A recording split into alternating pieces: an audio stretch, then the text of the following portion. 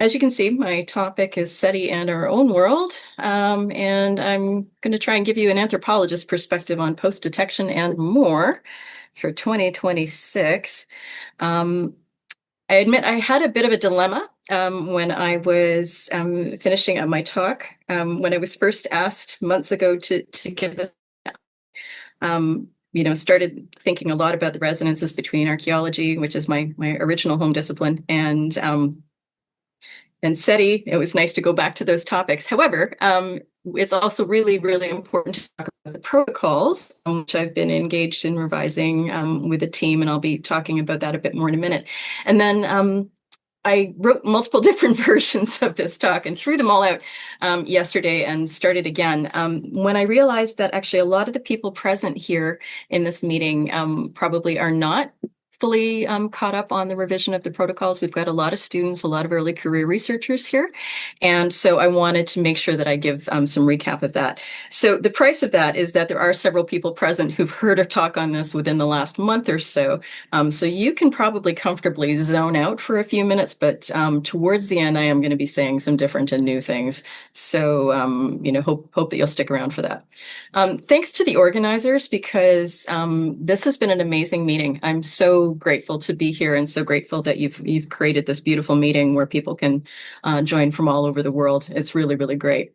So what I'm going to try and do today, first, I'll tell you a little bit about who I am and why I'm talking about this topic and my approach to it. Second, I'm going to talk about revising the post-detection protocols. And as mentioned, I wasn't going to talk about this much, but I changed my mind. So that'll have a few different elements. First of all, acknowledgments to everything else, everybody else involved, and a little bit of a disclaimer as well about the extent of my role within the IAA SETI committee. I'll give a bit of a review of the history of the post-detection protocols, or also known as the Declaration of Principles, and the review of the history and the status, and a little bit about what the new declaration says. I'll also talk just briefly about beyond the protocols, because that one document that we've just revised certainly doesn't cover everything. There's a lot more work that we need to be doing, and I'll just give a couple shout outs to some of the people who are doing it as well. And then I'm going to zip into part 3, where I'm hoping to have maybe 8 to 10 minutes to give you a little bit of chat from the perspective of archaeology and an archaeologist, and what it can say to SETI today. Because in the meeting this week, there's a lot of resonances, and I think I might have a couple of friendly nudges to give you, and a couple of ideas for you to think with from your friendly neighborhood anthropologist / archaeologist. All right, so who I am, some of you know me, but for those who don't, I've been working in this area for over 20 years now, and that's on top of earlier work that was just within archaeology and anthropology. And I've been an IAA SETI committee member for, over 2 decades now. Time really, really zooms by later in life, I am finding. I've been working on the post-detection protocols update specifically since 2022. I'm on the SETI Institute Science Advisory Board and SETI Institute's Discovery and Futures Lab, which we're really excited about, the SETI Post-Detection Hub as well. I've got this long-standing interest in societal and ethical issues connected to bio and technosignature searches, ethics, human relationships with other species on Earth, public understanding of science, and also diversity and equity in science. We have a standing joke in the social sciences that we do the impossible sciences rather than the hard sciences, and that's because our subjects are sentient and not as cooperative as you might think. I want to emphasize that despite all my different affiliations, opinions are my own. So when I started out in this area, I was minding my own business at an archaeology conference when somebody from the SETI Institute asked me if I wanted to come to a workshop at the SETI Institute about, how we might communicate across the reaches of space and time. And my answer was obviously yes. And that started a really delightful, conversation in my life over the past 20 years with scientists working in this area. Once you've met Frank Drake and seen his copy of the Golden Record, I mean, you're hooked, right? So I started thinking a lot about what anthropology and evolutionary science and archaeology can tell us about pathways to intelligence and cultural complexity. So, that was, the first few years of my work in this area. But there are other areas that I think, anthropology and archaeology have that we have a lot to say to SETI. And that's partly because we have to think a lot about ethics and the varied impacts of the science that we do. Like we have to. This is a major part of our mental furniture. And we also have really hard-won experiences of how discoveries actually play out. So these are some of the things that I try to bring to the conversation. Specifically about contact and post-detection. I've thought about that for a long time as well. And Martin Dominic, our moderator, organized a few kind of important events around 2010 in particular that some of you may remember. I know I was at meetings with others of you at Green Bank and certainly many IAA SETI sessions. But I started to get really serious about the policy side of post-detection after the 2018 NASA Technosignatures Symposium. And that's simply because it wasn't there. It just somehow was not on the agenda. And that's because nobody was working on it very actively. We had a lull within the IAA SETI committee for quite some time concerning post-detection as well. We're trying to reactivate that and reanimate that. But this is when and why I started getting really serious about this. And I just want to emphasize, it was one of those moments, and I think we've all had them, where you kind of look around the room and you realize, oh my goodness, nobody's doing this. Who should be doing this? And then you kind of think, oh, is it me? and it's like the moment that you realize, that your communal fridge in your academic department just, really, really needs to be cleaned out, and nobody's volunteering. So that's kind of the impetus there. All right. So this is my general take on things. I love SETI and astrobiology conferences because I love listening to all your wonderful new ideas about how you're going to find ETI or ETL or a living exoplanet, and sometimes you're going to go and visit it. I realized that my graphic that I use on this looked like kind of a boy, so I decided to add some hair, and then I decided to add some more hair to make it more gender neutral. That's what my own hair looks like, by the way. And so what if you find something? I want to emphasize my kind of screaming here. I'm not scared of aliens. There's no point in being scared of aliens. I'm also not scared of humans running amok because what is new? I am, however, really worried to the point of screaming about the shortfalls in post-detection capacity and how difficult it is to catch up given the accelerating complexity and change in searches and in social contexts and the communications landscapes. It's amazing to me how the state of the discrepancy between the backing for these different areas, so we're trying really hard to catch up. As you keep on racing ahead with wonderful new searches and ideas, you're making my job really hard. I'm also troubled by what I know from archaeology about how discoveries about others are misunderstood, warped, contested, fictionalized, and how hard it is to keep things accurate and truthful when humans are compulsive storytellers. It is hard to protect your subjects, and I'm going to say a lot more about that later on. It's a really hard road to walk, and overall, my sense is I don't think SETI is prepared enough for that. So another reason why I'm worried that, you might actually find something. Okay, so to give you a little bit of historical perspective, those who know and love Green Bank, and that's many of us, this is the site of Project Ozma in 1960, the first search. So, that was the building from which Frank Drake, ran that search, and the 85-foot is there in the background, right here. It's a wonderful kind of way to remind yourself that, wow, times change, right? Similarly, those who know and love Green Bank have climbed the telescope unless you have a terrible fear of heights, and maybe even if you do have a terrible fear of heights. I think that's a moment that I discovered I have a fear of heights. So when you're up on the GBT and, looking down, you can see the 140, which was, Project Phoenix era SETI. And I think that's a really useful visual metaphor because post-detection work that I'm, so focused on now, for a while, it was essentially stuck in the Phoenix era. And that's because of a lack of committed resources. And we're working really hard to catch up with the changes in the astronomy, but it's a big climb. And that's because of the rapid development and diversification of technosignature searches. All right. So trying to reframe post-detection for the 2020s and beyond.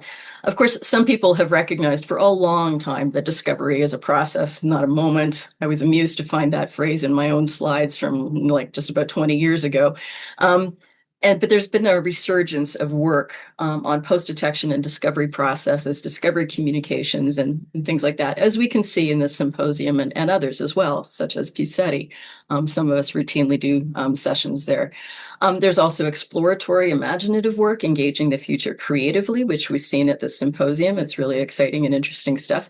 And there's room for a lot of different kinds of contributions, but also importantly, there is, new work on policy within the IAA-SETI committee. And I want to emphasize this is far from complete. So I'm just going to zip through a little bit about revising the protocols here.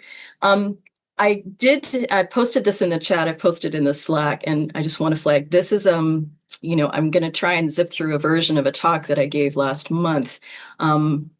If you're interested in this area, and I hope you are, and I think everybody actually working in this sphere should be, because you can't just work on the searches and not think about what would happen if you actually found something, if it actually worked, because it might work any day, it might work next week, it might work never, we don't know, but you need to be prepared.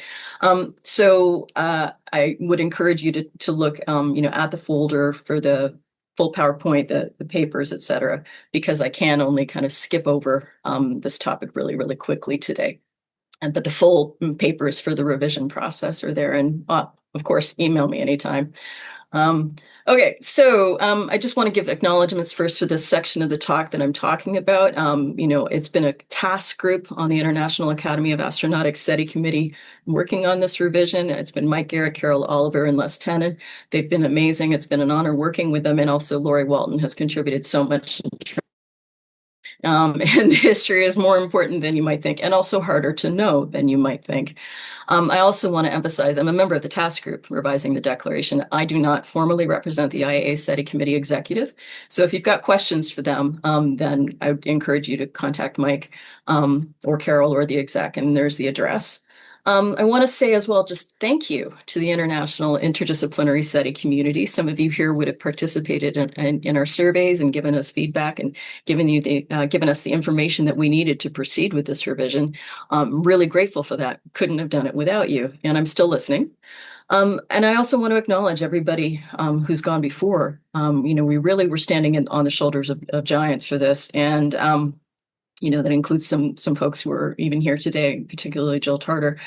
This work goes back a long way, and I hope that we've built on the spirit of their work as we've tried to bring it into the 2020s.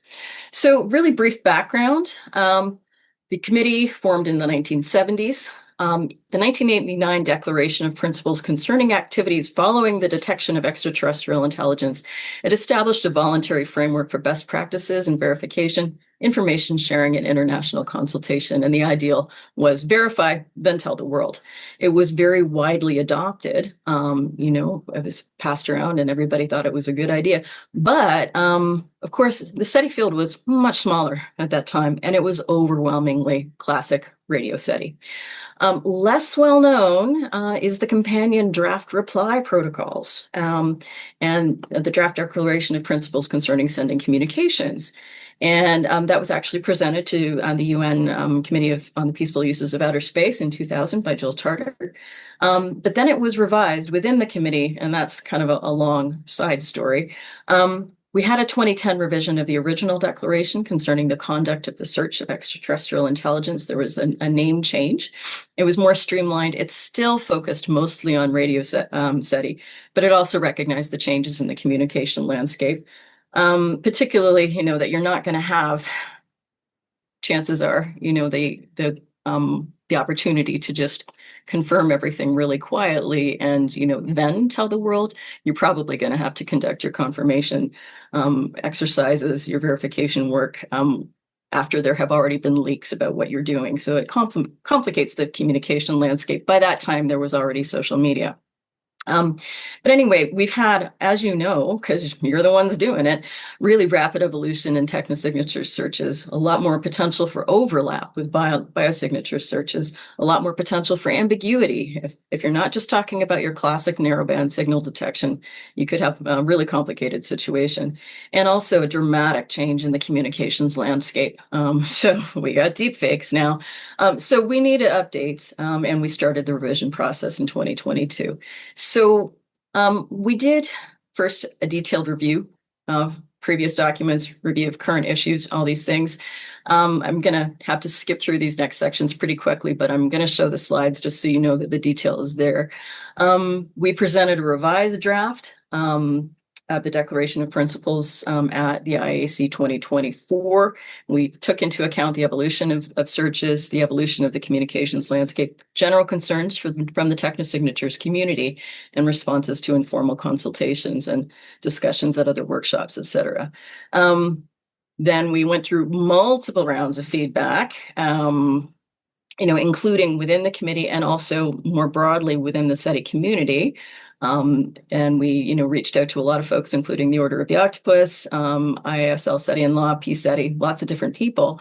And ultimately, then we brought it, we did multiple revisions, and there was a lot to discuss, and this was incredibly detailed work. Kudos to my colleagues for sticking with it for the whole duration of the process. And we're really pleased that our IAA SETI committee voting results, recently were really good. We had a respectable voter turnout, and among those who voted, we had a very high approval rating. And so that was, really good. So now, we're taking it up to the IAA Board of Trustees, et cetera. So thank you to everybody who participated. And now I'm going to talk briefly about the actual, kind of content of that declaration, just really briefly. We've learned a lot about what a discovery would look like. Of course, we've learned from false alarms, other case studies of big discoveries and all of that. And we've understood more about discovery as a process rather than a moment. And some of you here with us today worked on a roadmap paper with me in 2019 and thinking about the preparatory work that would be needed. And so there's been some reframing. We now know that post-detection is only a fraction of the challenge, and that's because it's not just post and it's not just about detections. So, post-detection in the literal sense has utility, but most of the challenges involved are also present in the general landscape of doing and talking about SETI in the real world, even before a discovery is made. And so even though we still call these, the post-detection protocols as a shorthand, actually the actual title was changed along the way, and it was changed for a reason. It's not just about what you do after a confirmed detection, it's about how you conduct the search. So we changed the title there in 2010. So the key principles, I'm actually going to skip over these in the interest of time, but to let you know that the document itself is going to be available very soon online. Committee members have already seen it, but it's going to be, released soon. Versions are available in the papers that I've posted online. But I hope that, most here have some familiarity with the previous versions. And I just want to say that, so we're preserving the general form and the intention of the original, which is, again, to kind of lay out how the search should be conducted and principles of transparency, verification, and communication, and also of not unilaterally acting in the event of a discovery. So our preamble now acknowledges that this declaration, it's going to need supplementation. You can't just have a declaration that's updated every, 5, 10, 15 years and expect it to be agile enough to keep up with our rapidly changing world. So we're going to be supplementing it with regularly updated best practices guidelines, including guidance concerning safety for researchers, that is new, and a code of conduct. New things as well. We've finally introduced the term technosignatures instead of just SETI. And we've broadened it out from classic SETI, but it doesn't go into a ton of detail. We acknowledge the complexities of social media and also that definitive verification may not always be possible, but clear communication is essential, and so is identifying speculation as such. We've disentangled the responsibilities of individuals versus organizations doing SETI. So, not everybody wants to be engaging on social media or with conventional media 24/7 in the event of a discovery or a near discovery. And yet we need to, maintain transparency and clear communication about the science. And so this is where institutions and organizations need to step up and not leave it in the hands of individuals. So we've, kind of clarified that. The Rio scale, some of you may be familiar with, a tool for, discussing the importance of a potential detection. We've actually replaced that with best practices and tools in science communication. And also we recommend using best practices in risk communication. And we do have an expert here at this conference on that, Andreas Schwartz. So I hope you'll catch his paper later on. We've committed to reestablishing the post-detection subcommittee, which had lapsed, and also collaborating outside the committee with interdisciplinary researchers working on post-detection issues like best practices for public communications. It's not all as straightforward as you might think, communicating ambiguous and complex situations, especially when there's a lot of information that would remain unknown. So frankly, we need some research on that, and we'll come back to that a little bit more later on. Reiterates the principle of international consultations concerning potential replies to incoming signals, and that we need a separate agreement or declaration for that. Specifies that this particular declaration does not address de novo METI. Of course, that needs to be addressed, but we haven't done it here. So, our work isn't done. In many senses, it is just starting. So reviewing again those kind of key next steps. Some of these are things that, everybody can be working on their own way. Some of these are things from inside the committee. Some of these things are things that we're going to be needing to bring in new experts into the conversation. But they're all things that, need to be proceeded with. So onward, I'm going to be, talking just briefly about, beyond the protocols. And I think I'll still have my 8 to 10 minutes for archaeology at the end. So there are some concrete next steps that the declaration specifies. Some of these are going to be internal, as I've mentioned. Others are going to be things that, can be productively addressed by other individuals and groups. Key points are we need to be focusing across the entire continuum of the discovery process, not just post. We need to effectively integrate interdisciplinary expertise, which is harder than it sounds. If you've ever tried, and we need to use the best methods available in social research and policy. So just as, you're using cutting edge instruments, for your SETI searches, we need to be using, cutting edge methods from other fields too. And we need to keep in step, or ideally ahead of, the rapidly developing science and discovery possibilities. So I mentioned, how every time you come up with a new search method or a new potential discovery, I'm holding my head in my hands and or banging it against the wall, because we haven't even caught up with the first stage of SETI, social implications and related questions yet. And now you're giving me more. But, so we need to increase our capacity for people who are working in this area so that we can, help stay ahead of those and think about the implications of different kinds of discoveries. And we also need to not give up on international conversations and be patient with the hard ones. So, few different elephants in the room when you're talking about international declarations about anything. One thing that is, central to the 2026 declaration, as with previous ones as well, particularly 1989, there was a mention, if you've got a confirmed detection of extraterrestrial intelligence, then, you don't, as a researcher, transmit a reply unilaterally. You have a chat with the UN. And, you have the importance of those kinds of discussions before anybody sends any kind of reply back. Now, the UN, there's a whole big subject, right? We're in a really complicated situation. But I just wanted to say here, we've always been in a complicated situation when it comes to international discussions about SETI and its potential consequences. It's always been hard. Keep the ideal alive, So it was hard during the Cold War. It's hard now. It's going to always be hard, but we can't, just give up on the idea. So that's a really important, elephant there to just keep in view. Another big one is, of course, the transmissions from Earth. Hugely divisive issue in SETI, as anybody involved here probably is aware. Um, you know, there's a lot of background to this. There was, this second protocol, a draft declaration of principles concerning sending communications.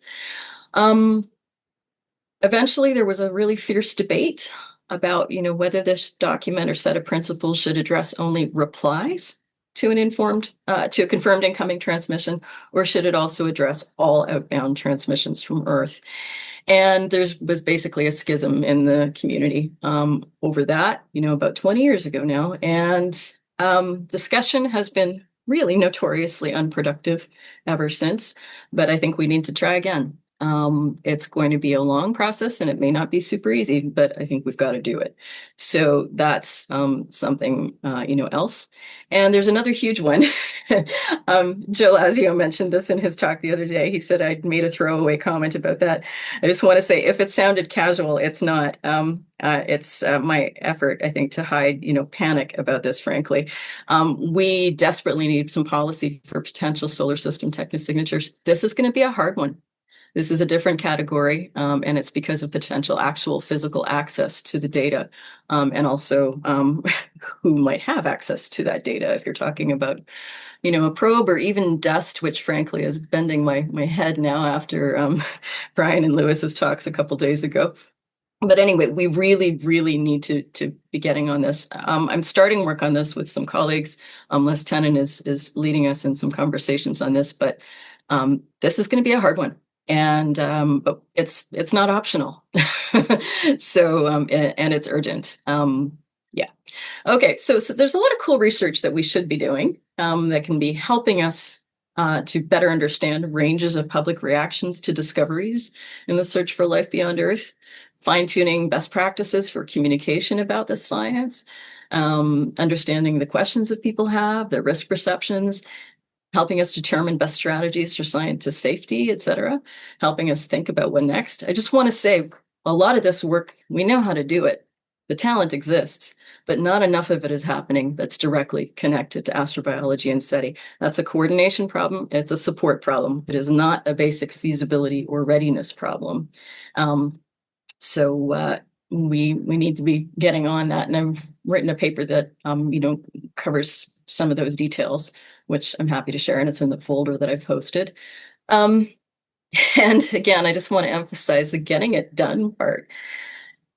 There is amazingly relevant social research and policy work to be done. Prominent people have been arguing for it ever since the Brookings report in 1960, concurrent with the first OSMA search.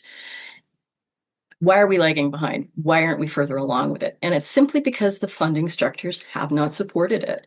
This work had backing when SETI was still within NASA several decades ago. It's been very hard to sustain it since. So efforts have been sporadic, underfunded, et cetera. Some of us are working to change that, but we really need scientists to work with us to keep this work on the radar, for administrators to build in funding lines for it. It's in the best interests of the science and the scientists that this happen. So I'm going to skip over that one.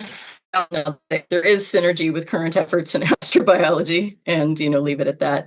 It's a lot of similar problems, and astrobiology is also wrestling with what they call discovery communications. There's some really great work happening, whether it's in the post-detection hub, some of the work that we've, seen this week.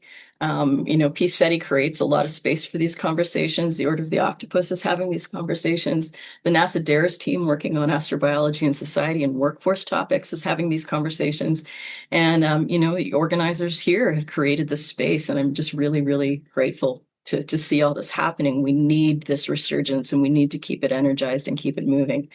And, get it a little bit more focused as well. And on that note, I'm just really happy to report a new development, which is pulling together some people who've been working in this area for years. And that's the Discovery and Futures Lab at the SETI Institute. It's a new initiative. See the poster from Chelsea Haramia and Lucian Walkowitz, which is, for this conference. So we're focusing on the big questions, including those covered by the declarations, but also beyond. We're doing anticipatory interdisciplinary work at the nexus of science, society, our planet, and the search for life beyond beyond Earth. We've got partial support from the SETI Institute, and we're converging from different institutions and countries. And we're really grateful for that support. It's helping us to get started.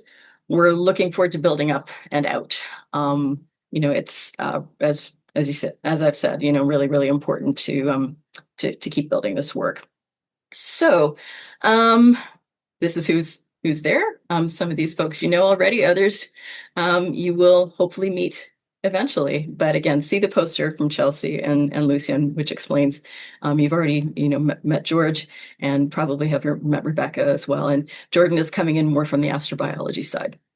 All right, so to wrap up parts 1 and 2, so I think we've got a really dynamic era for work at the intersection of SETI and society, which is really, really good to see. I know I've got, a limited amount of time left, but I'm going to zip into some archaeology and just give you a little chat from the viewpoint of archaeology. And there's so much to say. I've tried to distill this as much as I can to a few points that are really going to speak to, what people have been talking about this week. First thing I want to say is that when I first wandered into SETI, I realized that the way that y'all talk about, potential alien civilizations is a lot like the way members of the public talk about archaeology. And that's interesting and weird. And I realized that it's because the psychology of transcending here and now, you start from the here and now, and you use actually the same mental machinery to think about things that are distant from us in, space, time, social organization, or hypotheticality. And so speculations about long, long ago are a lot like speculations about far, far away. And of course, in SETI, those things overlap because you're talking about far away and long ago. But I just want to say, there's this kind of conceptual architecture that is really, really common. But also, the further away something is from people, from you, it doesn't matter whether you're talking space, time, social organization, or hypotheticality, the more abstract your thinking gets. And this is something that we actually have to fight against actively in archaeology. We use all kinds of cognitive strategies and training in order to be really specific about these kind of distant things and to not fall into some traps. So I'm going to try and highlight a few little traps that you may want to be aware of. First of all, I'm bringing these observations as an archaeologist because in Technosignatures talks, there's frequent references to humans, human evolution, human behavior, human history, human technology, human futures. This has always been the case since the very start of SETI. You're putting it in there, I'm not putting it in there. And actually, sometimes I kind of wish you would leave it out.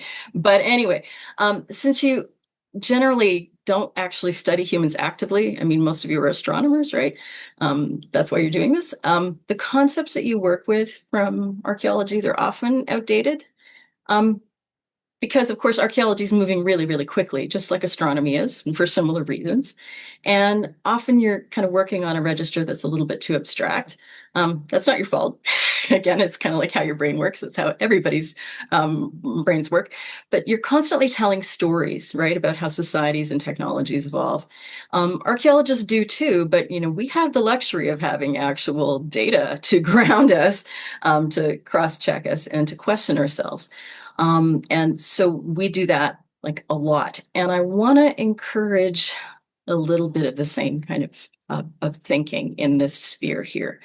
I'm not the first to talk about stories or narratives. Jacob's been posting these great blasts from the past from the IAUS Symposium 112. And, here's one actually from a paleoanthropologist who wrote a beautiful book in 1991, just talking about how people use stories to make sense of the past, but also, telling stories about what might exist elsewhere.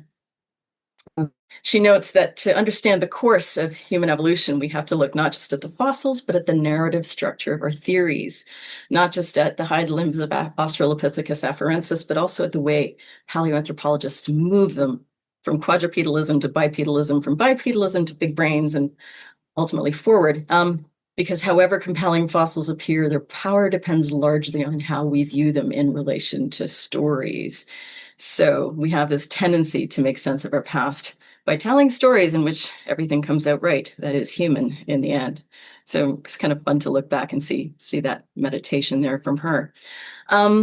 There's a lot of stuff that archaeologists know that resonate with ideas we've seen here in 404.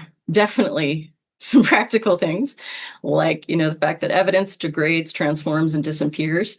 So, we're often looking for surviving echoes, imprints, traces, etc., not the original objects. I just want to mention Alex Ellery's joke about, if you find a phaser in the backyard, I want to say rule number 1 from archaeology: don't touch it. Because if you ever, are lucky enough to find something physical and amazing, whether that's, more likely on the moon or elsewhere, please leave it in its original context before you, rather than grabbing it and removing it. It's a rookie mistake that, could really wreck the utility of the evidence. Dirt, of course, highly, yeah, okay, thanks. Dirt is really, really highly informative. Ancient garbage, totally worth finding. Sometimes what you're looking for is incredibly scarce and very hard to find. And the part here at the bottom, that's a joke. People from far away and long ago that you will never meet are fantastic because you can say whatever you like about them and they won't tell you that you're wrong. Obviously, I've struck that out for a reason. That's not the lesson that I want anybody to be learning here. There are some potentially useful things that archaeologists know. We know a lot about how to think about social evolutionary trajectories, how to think, write, and talk responsibly about others who aren't here, how to handle situations where multiple methods are needed to achieve consilience rather than proof, how to work at the edges of the knowable, how interpretations of discoveries evolve a lot over time, what public understandings of discoveries tend to be like, and also how to decolonize our work. And I just want to emphasize that that starts with actually hearing people today. The reason archaeologists are, having to work on that is because we've been so bad at it before. And so I want to really encourage you to listen carefully to what Hilding has to say in our next talk. There are differences, of course. Our archaeologists, our subjects were human. We know they existed. We often talk to their descendants, or we are their descendants, and we have different access to data and evidence. So the challenges are not exactly the same, but they rhyme, they resonate.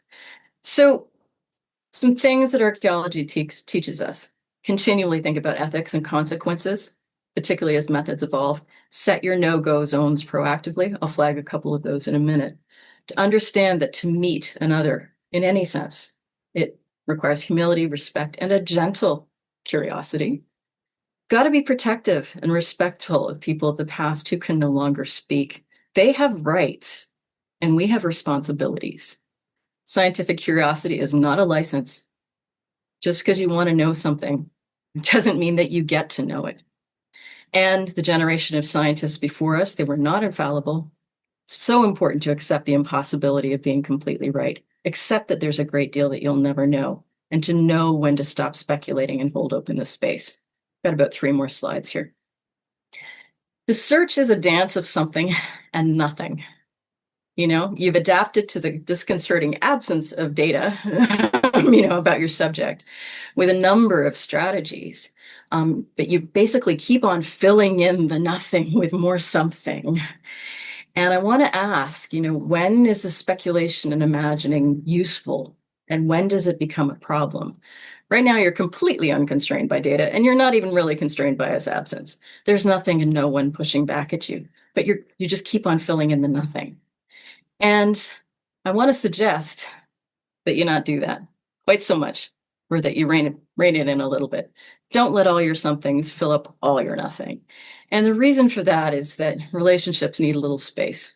You're building a relationship with potential ETI others right now in our imagination and culture.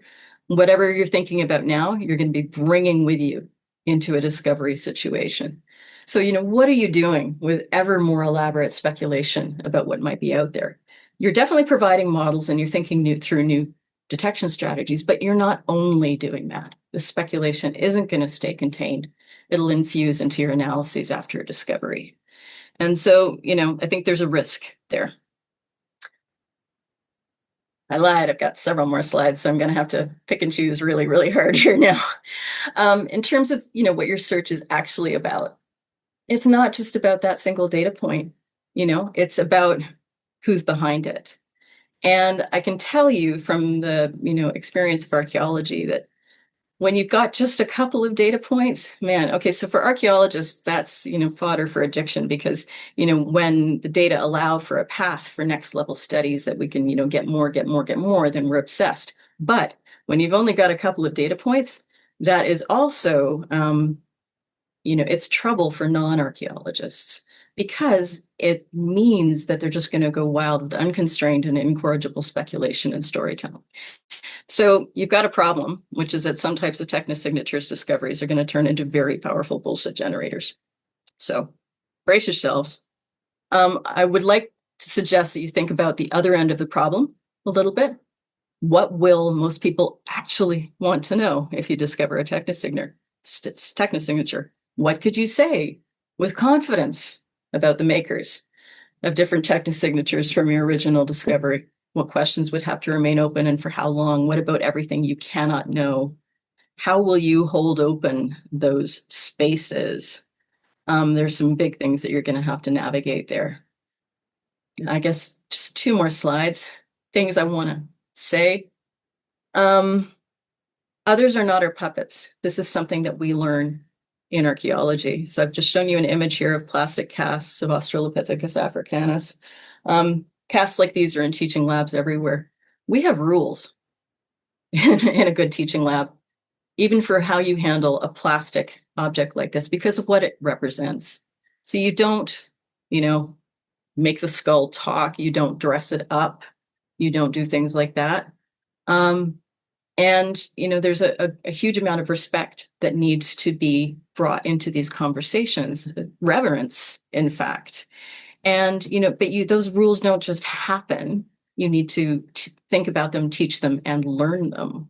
And so, what will your responsible handling rules be? Is one of my questions for you. Another question, and this is my last big one, is when does SETI become surveillance? This doesn't sound like an archaeology question, but it is, because it's about the limits to your curiosity and your studies. So if you're looking for an incoming narrowband transmission or a beacon, that's one thing. The sender was reaching out or trying to draw attention to themselves. But your other search methods and discovery scenarios that you're now actively exploring and pursuing, they include quite literally eavesdropping, penetrating a society's attempts to conceal itself, looking for evidence of their activities as they just go about their own business. So I'm asking you, is that simply science, or is it also something else? We are now in the era of surveillance capitalism on Earth, as well as intensifying state-sponsored surveillance. It's highly normalized, but that doesn't make it okay. We can use analogies from ethology, asking about how we observe animals in the wild. You can do that in so many different ways and for so many different purposes, but what wouldn't you do? So to close, and thanks for indulging me with the time, let's keep talking. I think this community has some big choices to be making. The future doesn't just happen, you're making it happen. Next generation search strategies don't invent themselves. Next generation space telescopes and spacecraft, aren't just building themselves yet. So what else should we make happen? What responsibilities should we take on? How should we see them through? And how can we think well together about the futures that we would most like to see? Thank you.